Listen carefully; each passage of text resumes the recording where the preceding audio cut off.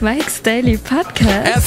Episode 924. Hello, it is Mike Matthews, broadcasting from Cafe Anyway, located somewhere in PodCastro Valley, California today. The return of the much-loved feature, WOW SCHATZ WOW, where we look at interesting things you didn't know about the place everyone's obsessed with lately, the Bay Area. This, of course, the Bay Area near San Francisco. Mike's Daily Podcast. Not the Tampa Bay area. That's a mistake. I know. Mike's Daily Podcast. People never make. The PodCastro Valley Fall Festival was such a success. People brought their families and they made a mess. When it comes to our three-way system, people fail the test. It's so simple, but I will spare you an explanation. Yes? Seriously, it's green waste, recyclables, and neither. How tough is that? Mike's Daily Podcast. By the way, there was a booth selling tasers because Californians like to zap. Mike's And we also like to whack Daily Donald Trump piñatas. Podcast. It's just something that we do. Yeah! And we did today at the festival. What fun! Yeah. We're also going to hear from Benita, the Disgruntled Fiddle Player, and the Brewmaster. I realized something at the age of 46, almost 47, that I really don't care anymore. Being single, I just do not care about pursuing relationships with females, period. I've done it. I've you know, the whole attraction game, the whole take you out on a date game, the whole do you like me? Do I like you? Am I into you? Game. I'm done. I'm done with this fiddle faddle. My gosh. And this world, I'm almost done with this podcast, basically, because I look around, and what difference does this show make? The big whoop. Everybody's doing podcasts, and there's personality-driven podcasts. I'm just thinking I maybe should just become someone that lives on the top of a hill and lets his hair grow out. In my case, would just be disgusting gray ponytail that goes down my back, and bald on the top. Look kind of like should I become a crazed George Carlin? The man was a genius, but should I just become like a hermit living on top of a hill and forget about this podcast altogether? It's been how many years now? I started in 2011 with the help of no one. In 2011, I've been doing it since. I'm thinking about it, but you know what? I'm gonna keep doing it because you're obviously listening. And maybe there's no one listening, and I'm just imagining someone. I've just created someone in my head, so I'm talking to that person that doesn't really exist. Why would I do something? I have no imagination. How could I possibly be doing that?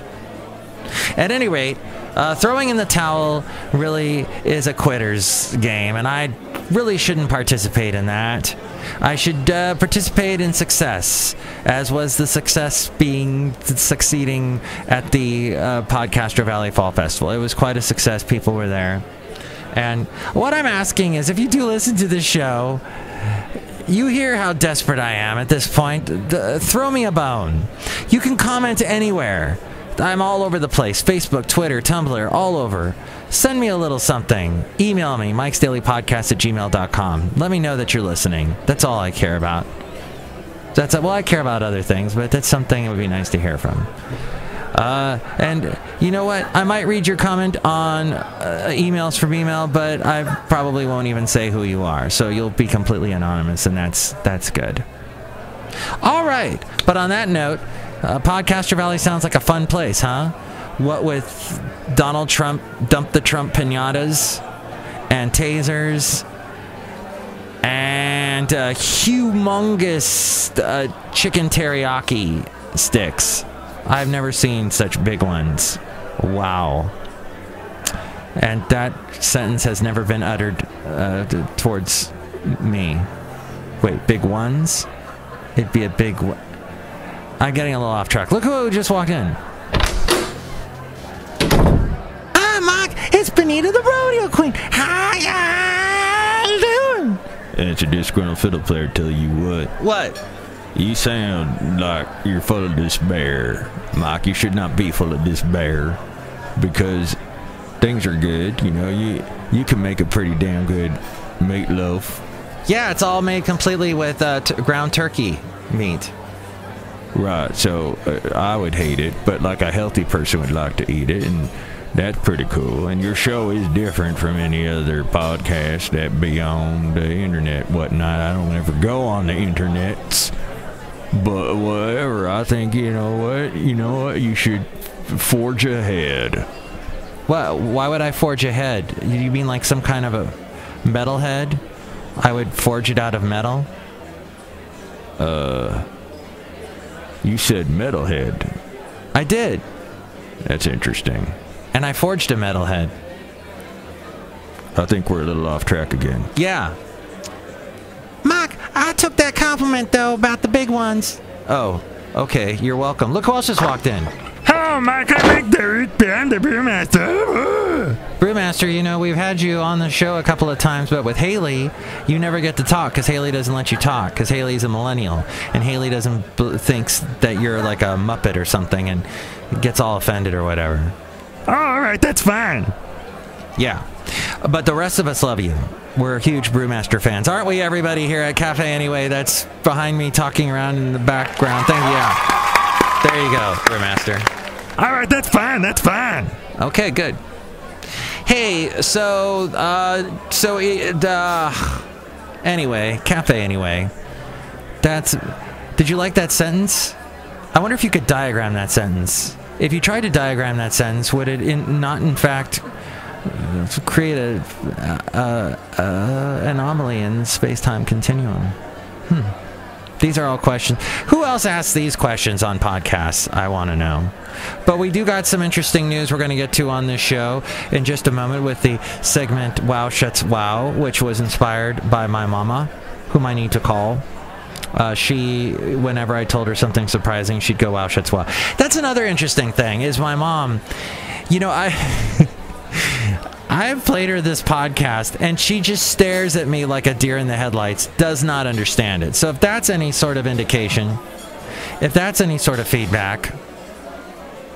But then again, if I play her the radio station that I'm on, and that I am the voice person for, that I'm the imaging voice, radio voice guy for, Country Crossroads Radio, a legitimate online internet radio station that has a whole mess of talented radio DJs that host shows. I host one on the weekend.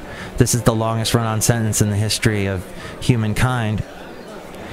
She doesn't find that interesting either, that when she hears my voice going, Country Crossroads Radio, another hour of true country favorites starts right now. She doesn't care, so whatever. That's going to happen. You're just going to have relatives that just don't care, or family or friends. When it's your wife, that's about the time when you're like, wait a minute, aren't you supposed to be supportive of me? And you're supposed to be, wait a bit, what the heck? And then you rethink everything. Am I right, guys? Yeah, Mike, I support the Disgruntled Fiddle Player. Yeah, she support. No, you don't. Yeah, I do. I support you with all your crazy lunatic Tea Party rants. Oh, okay. Thank you for doing that. You're welcome. Bye. Ted Cruz scares me. So if you are a fan, if you are a Cafe Anyway inglorious Mike's Daily Podcaster, you can show your appreciation by going to the website mikesdailypodcast.com, and you can click on the little PayPal thingy and donate, and we'll send you a special MP3 for the personalized from all the Cafe Anyway characters in the podcast players. And if you're going to do any shopping on Amazon, go through that little link there at mikesdailypodcast.com. Buy whatever it is you're going to buy, and you just doing that helps us out a little bit too. We are also on iTunes. You can rate the show and comment on the show. If you do that, more people find out about us and we don't languish in obscurity. You can also hear us on Ameristream Live, Player FM, Spreaker, Mixcloud, Podomatic, Stitcher, TuneIn, SoundCloud, YouTube. And yes, on Tumblr, Yelp, Instagram, Twitter, Facebook. Links to all those at mikesdailypodcast.com, and you can comment, you can email. We read your comments on the section emails from email and your comment not so comments. And now, also the daily podcast picture and my blogger at mikesdailypodcast.com. And let's get to the segment we call Wow Schatz Wow. I've been stopped, I've been gold, I've been yes, and I've been oh hell no, I've been rock and roll and disco. Won't you save me, San Francisco? I've been San Francisco, as sung by the great group Train from the Bay Area. Well, what is the salary you need to earn in order to afford a house in San Francisco? Well, home buyers must earn the most in the nation, $157,912 a year, to afford monthly payments of $3,684 a month. That compared to, let's see, Portland, Sacramento, Miami, and Denver, they all moved into the top 10 most expensive lists. So they're on their way to getting to San Francisco levels. New York City moved up a notch to third least affordable city to buy a home in. And Cleveland is the most affordable city, despite the salary needed to buy a home there, climbing up by over 22%. This according to the dailymail.co.uk. Now, the technology heavy area of the Bay Area grew 12.47% to become the more expensive for home buyers since the first quarter of the year. Those hoping not to rent will have to earn $157,912 a year to afford the principal, interest, taxes, and insurance payments on a median-priced home. A person wanting to buy in the Golden Gate City would have to earn $16,496 more than last quarter for the same house. The median home price is $841,000. Oh, with the extra 600 thrown in there. Oh, hello there. You must be the new neighbors. Yes, that's right. We're the Broflovskis. Welcome to San Francisco. I'm Peter Thompson. We noticed your hybrid out front. That's a V-Series, right? Wow, so everyone here drives a hybrid, huh? Oh, of course. We're a little more progressive and ahead of the curve here in San Francisco. Okay, enough of that. South Park poking fun at San Francisco. There really is there is that type of person all over San Francisco. What they were trying to get at about the pretentiousness in the whole, there's a San Francisco pretentiousness niche that's just a little bit annoying. Anyway, there is also a cool thing happening in the Bay Area in Berkeley Plaza. If you ever try to get off of BART in Berkeley Plaza, well, it's kind of scary. It's interesting.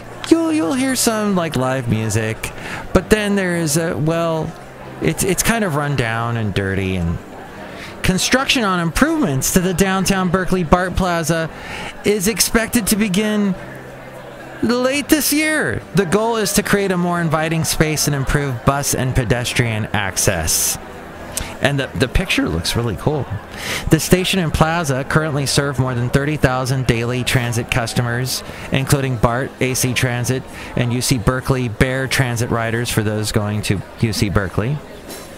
There's going to be a more open plaza with improved visibility, attractive new walkway surfaces, a new BART entrance, 2 larger bus shelters, upgrades to the BART secondary entrances, which are graffitied and ugly. And the problem is, anything that they do is going to get graffitied and disgusting. People just have no respect. When right after Lake Merritt, they did all these renovations to Lake Merritt and built this beautiful bridge and all that. They had a grand opening day. I went there. I took a bunch of pictures. I'll have to post them. I never post my pictures. Oh, yes, I do during the podcast picture. And the next time I went back, like a month later, full of graffiti. But that's how we are, society, I guess. There's also going to be new trees, bioretention plants, integrated stormwater management. Ooh, I'm excited. LED architectural lighting, and built-in features for future visual and audio arts. Wow. That's all going to be happening there right now at the very rundown downtown Berkeley BART Plaza, which Berkeley is a nice place to check out. Once you've gotten sick of the pretentiousness and the ugliness of San Francisco, it's nice to head over to Berkeley and check out some of thatness.